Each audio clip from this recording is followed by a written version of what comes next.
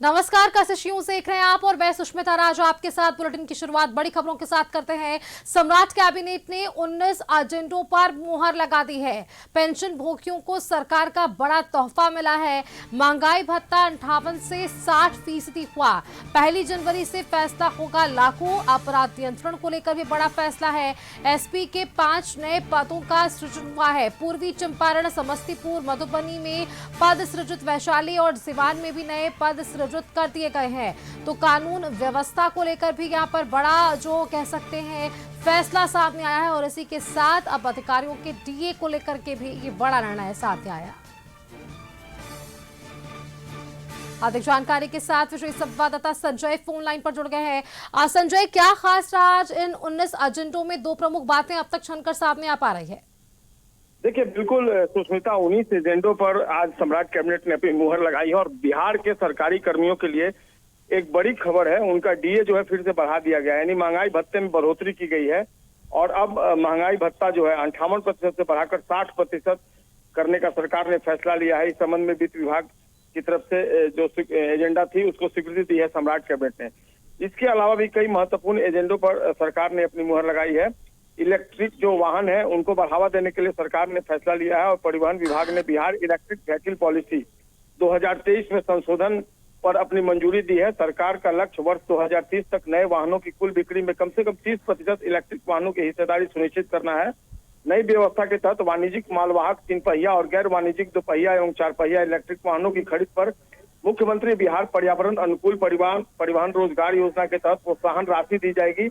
महिलाओं को भी गैर वाणिज्यिक इलेक्ट्रिक वाहनों पर प्रोत्साहन मिलेगा, जिससे आत्मनिर्भरता को बढ़ावा मिलेगा। साथ ही राज्य में चार्जिंग स्टेशन लगाने वालों को बढ़ी हुई दर पर अनुदान दिया जाएगा। सार्वजनिक चार्जिंग स्टेशन स्थापना के लिए भारत सरकार की पीएम ई ड्राइव योजना के तहत भी सहायता उपलब्ध कराई जाएगी।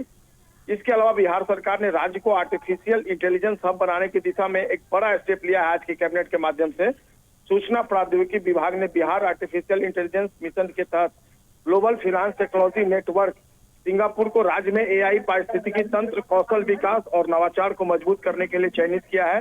इस साझेदारी के तहत नेशनल यूनिवर्सिटी ऑफ सिंगापुर के एनयूएस, एआईडीएफ और लिंगसुक फाउंडेशन के सहयोग से 5 माह का उन्नत एआई सर्टिफिकेशन प्रोग्राम चलाया जाएगा।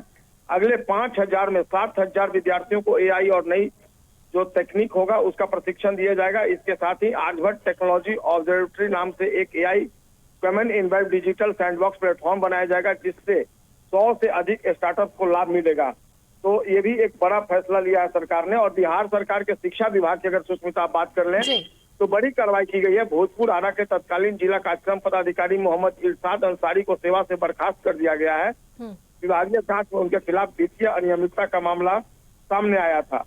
बिहार सरकार ने उच्च शिक्षा के विस्तार को लेकर भी एक बड़ा फैसला लिया है। 7 निश्चय 3 के तहत राज्य के डिग्री विहीन प्रखंडों में 3 नए डिग्री महाविद्यालय खोलने की स्वीकृति आज सरकार ने दी है। नए कॉलेज पिपरासी, इसके अलावा जो 3 दूसरे प्रखंड हैं तो वहां पर स्थापित किए जाएंगे। इन महाविद्यालयों को संबंधित विश्वविद्यालयों की अंगीभूत इकाई के रूप में मान्यता दी जानी है।